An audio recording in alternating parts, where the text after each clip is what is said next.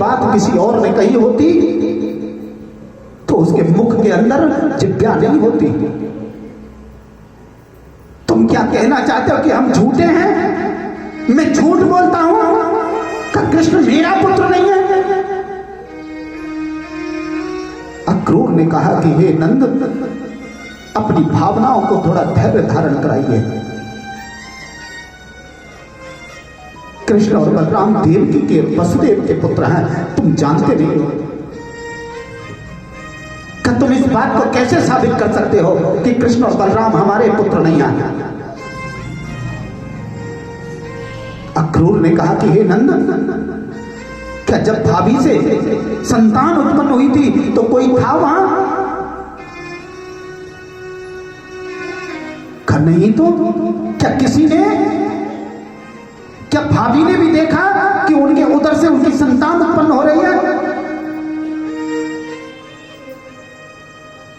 क्या इसका मतलब यह तो नहीं हो सकता किसी ने नहीं देखा कि कृष्ण और बलराम हमारे पुत्र नहीं है? कहे नंद, मैं आपसे फिर कह रहा हूं कि कृष्ण और बलराम देवकी और वसुदेव के पुत्र हैं। नंद बाबा बेचारे भगवान श्री कृष्ण की याद करते हुए रुदन करने लगे हैं। इधर यशोदा मैया यहाँ पानी का गिलास हाथ में है, अक्रूर के लिए लेकर के आई थी। लेकिन उनकी वार्ताओं को जैसे सुना तो उनके हाथ से पानी का गिलास नीचे छूट जाता है, नेत्रों से अश्रुबिंद निकलने लगे हैं। दौड़ करके जाती हैं, कृष्ण को अपने हृदय से लगा करके एक कमरे के अंदर चली जाती हैं और अंदर से ताला लगा लेती हैं। अब कृष्ण से कहने लगी कि कृष्ण, क्या तू मेरा पुत्र नहीं है? कृष्ण भगवान ने कहा कि मैया, तुमसे किसने कहा कि मैं तुम्हारा पुत्र नहीं हूं? कब वो अक्रूर कहता है कि तू हमारा पुत्र नहीं है।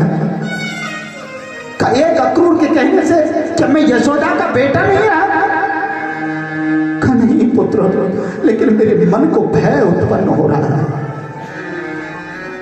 मेरा हृदय बार बार मुझे कंपायमान कर रहा है और मुझे आवाज लगा रहा है कि आज कृष्ण तुझसे कहीं दूर चला जाएगा। का नहीं मां, मैं तुम्हें कभी छोड़ करके नहीं जाऊंगा। अपनी मां के कपोलों से, अपने छोटे छोटे हाथों से अश्रु बिंदु को पहुंचते हुए अब कृष्ण भगवान कहने लगे कि मां, कभी हमने मथुरा को नहीं देखा, थोड़ा मथुरा को देखना चाहते थे, मन में इच्छा थी। यशोदा मैया कहने लगी कि कृष्ण, मैं जान चुकी हूं तेरे हृदय में लोभ उत्पन्न हो गया है। तू अब जान चुका है ना कि तेरे पिता वसुदेव हैं और वसुदेव राजा हैं। अरे हम तो ग्वाले हैं, हमारे पास में क्या है? केवल गैया चलाने का हमारा काम है। का नहीं मां, ऐसी बात नहीं है। हरे कृष्णा, अगर तू मुझसे उस बात का बदला लेना चाहता है कि मैंने तुझे मारा था, ऊखल से बांधा था, का नहीं मां, एक मां अपने बच्चे को डांटती है तो क्या बच्चा अपनी मां से उसका बदला लेता है? बस ऐसे ही कह रहा था मां, मैं मथुरा जाना चाहता था।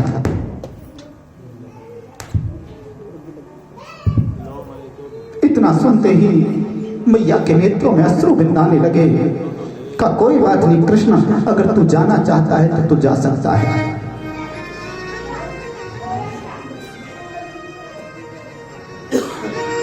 नंद बाबा को पता चला, बेचारे कुछ कह नहीं सके, बस एक टकटकी लगा करके कृष्ण की ओर देखते रह गए। था अगर ये जाना चाहता है तो फिर इसे कैसे रोक सकते हैं?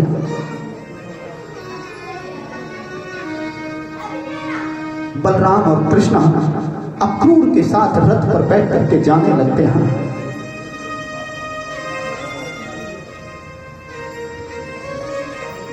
और जैसे ही रथ पर बैठ करके जाने लगे तो यशोदा मैया एक रोटी पर माखन रख करके लाई। ओ कन्हैया, दौड़ करके जाती है का पुत्र, ये माखन और रोटी देने वाला तुझे मथुरा में कोई नहीं मिलेगा। अगर रास्ते में तुझे अपनी माँ की याद आए, यशोदा की थोड़ी सी भी याद आए, तो इस माखन से रोटी को खा करके अपनी इच्छा को संतुष्ट कर लेना, पूर्ण कर लेना। मैया यशोदा से अंतिम बार माखन रोटी लेकर के भगवान श्री कृष्ण रथ पर बैठ करके जाने लगे। गोपियां रथ के सामने लेट जाती हैं। कहा कृष्ण, अगर तू जाना चाहता है तो इस रथ को हमारे वक्षस्थल के ऊपर से लेकर के जा। अगर तू ही ब्रज में नहीं रहा तो हमारे जीने का क्या अर्थ रह जाएगा। भगवान श्री कृष्ण गोपियों को समझाने लगे कि तुम पागल हो गई हो, मैं ज्यादा दिन के लिए थोड़ी जा रहा हूं, मैं परसों लौट करके आ जाऊंगा वापस। परसों का वायदा करके और कृष्ण गोकुल को छोड़ करके जाने लगे।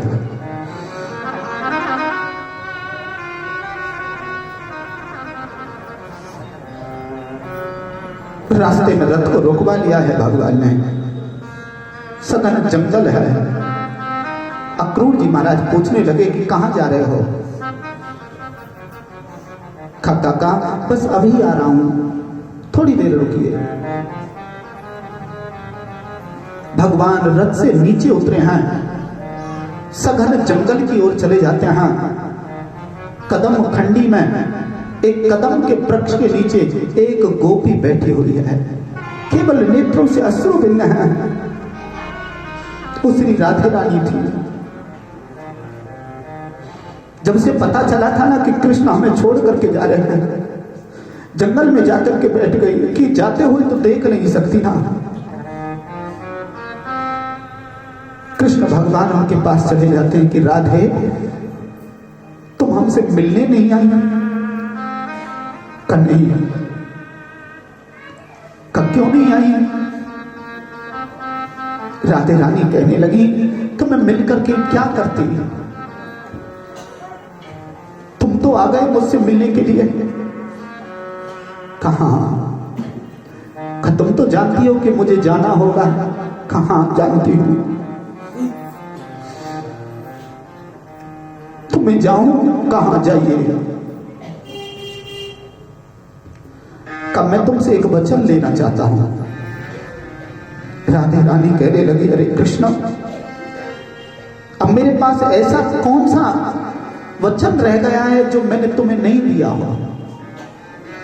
किस बात का वचन ले रहे हो? केवल एक वचन दे। बोलो। जब मैं यहां से चला जाऊंगा तो तेरे नेत्रों से अश्रु बिंद नहीं आए। श्री राधे रानी कहने लगी, अरे निष्ठुर, तेरे जैसा निर्दयी संसार के अंतर्गत में कोई नहीं होगा। लोग कहते हैं कि कृष्ण दयालु है, परमात्मा है, लेकिन तेरा हृदय तो पाषाण जैसा है।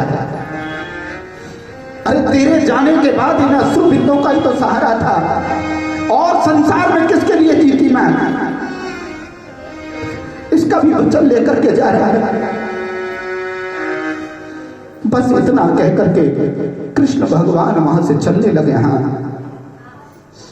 श्री राधे रानी भगवान की तरफ देखती रह जाती है। जब तक भगवान दिखाई देते हैं तब तक एक टकटकी लगा करके देखती रहती है। जब नेत्रों से भगवान ओझल हो जाते हैं तो भगवान की चरण धूलि को अपने मस्तक से लगा लेती है।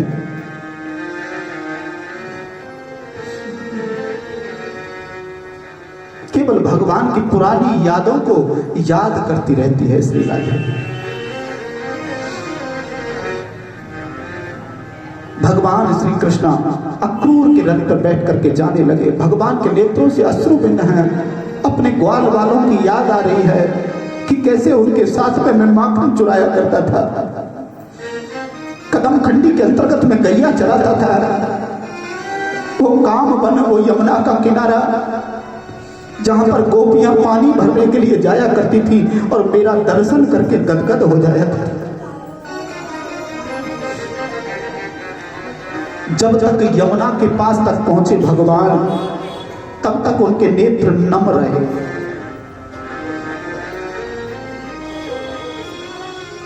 अक्रू ने लाख समझाया, का कृष्ण किसके लिए रो रहे हो? काका, ये प्रेम की जो रीत है ना, ये किसी ज्ञानी के समझ में नहीं आ सकती। ये प्रेम की जो भाषा है ना, इसको योगी नहीं समझ सकता। तुम तो ज्ञानी हो।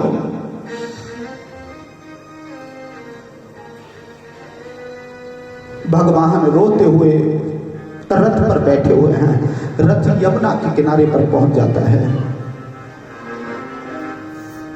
देखिए, जब तक भगवान श्री कृष्ण ब्रिज में रहे, 11 वर्ष की उम्र तक भगवान कहां रहे? ब्रजभूमि में। अच्छा, ब्रिज की रज को मस्तक से लगाने का सौभाग्य क्यों है? क्योंकि भगवान ब्रजभूमि में नंगे पैर रहे। कैसे रहे थे? उन्होंने अपने पैरों में पन्ही या चप्पल नहीं पहनी। इसलिए ब्रजभूमि की एक एक कण से भगवान श्री कृष्ण के चरणों का स्पर्श है।